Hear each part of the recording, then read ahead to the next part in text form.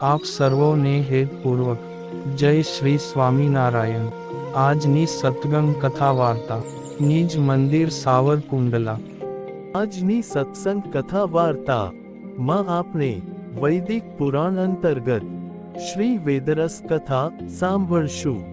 જ્ઞાતા, જ્ઞાન, જ્ઞેય અને કર્તા, ક્રિયા, કર્મ ના ત્રિપુટી ભેદ આ બ્રહ્મને વિશે સચ્ચિતને આનંદ છે।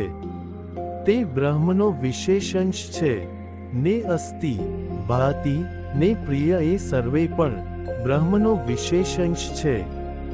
બ્રહ્મનો સામાન્ય અંશ તે જીવ છે પણ અબાધ્ય છે ને જ્ઞાતા, જ્ઞાન, જ્ઞેય ત્રિપુટી એ કરીને જગતને જાણે છે અને કર્તા, ક્રિયા ને કર્મ એ ત્રણ માયાની વૃત્તિ છે અને જ્ઞાતા, કર્તા વૃત્તિને મળે છે તેણે કરીને જીવને જગતના પદાર્થનું જ્ઞાન થાય છે।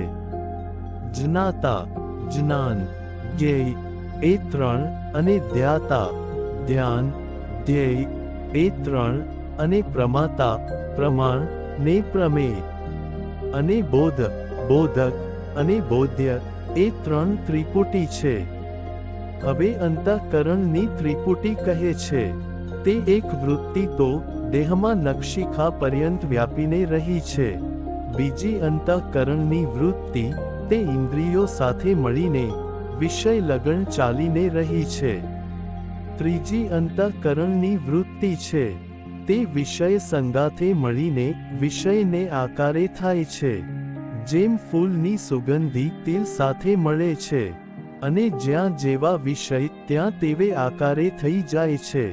પ્રથમ વૃત્તિ જે કર્તા વૃત્તિ તેમાં જ્ઞાતા ચૈતન્ય ને ધ્યાતા ચૈતન્ય અને પ્રમાતા ચૈતન્ય અને બોધક ચૈતન્ય એવી રીતે ચાર ચૈતન્યે યુક્ત જે કર્તા વૃત્તિ તે પ્રથમ પુટ છે અને બીજી વૃત્તિ જે ક્રિયા તેમાં જ્ઞાન ચૈતન્ય, ધ્યાન ચૈતન્ય ને પ્રમાણ ચૈતન્ય અને બોધ ચૈતન્ય એવી રીતે ચાર ચૈતન્ય રૂપ ક્રિયા વૃત્તિ તે બીજો પુટ છે।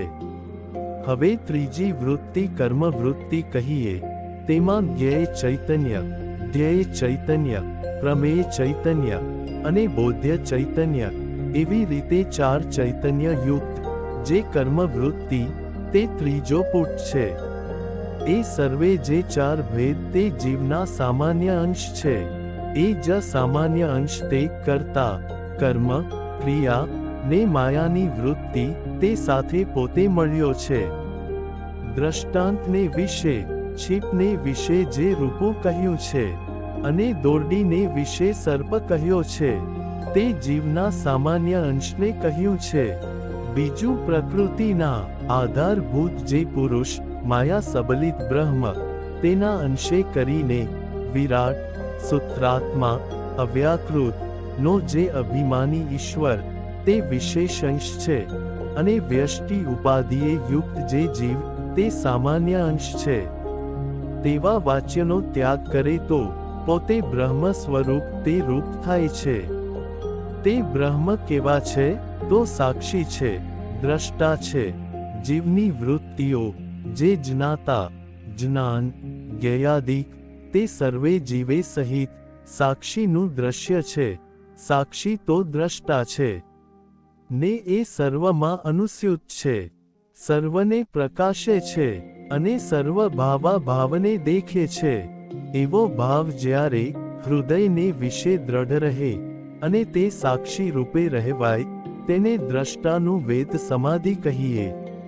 અને હું અસંગ છું, નિરંતર અસંગ છું, મને દ્રશ્યનો સંગ નથી, હું સર્વ વૃત્તિઓ થકી અસંગ છું, મને વૃત્તિઓનો સંગ નથી। જેમ તમ ને પ્રકાશ ભેળા ન હોય તેમ હું અસંગ છું। એવી રીતે હૃદયને વિશે જ્યારે દ્રઢ રહે ત્યારે તેને શાબ્દાનું વેદ સમાધિ કહીએ। બીજું મોરે કહ્યું હતું જે પ્રસાદ જમીને બે ઘડી વિચાર કરવો તે આ કહ્યું તેવી રીતે મનમાં વિચાર કરવો। ઇતિ શ્રી નિર્સ્વાદી વર્તમાન સંપૂર્ણ। અને હવે પછીની કથા વાર્તા આપણે આગળના ભાગમાં સાંભળશું. અત્યારે આપ સર્વોને ભાવથી જય શ્રી સ્વામિનારાયણ.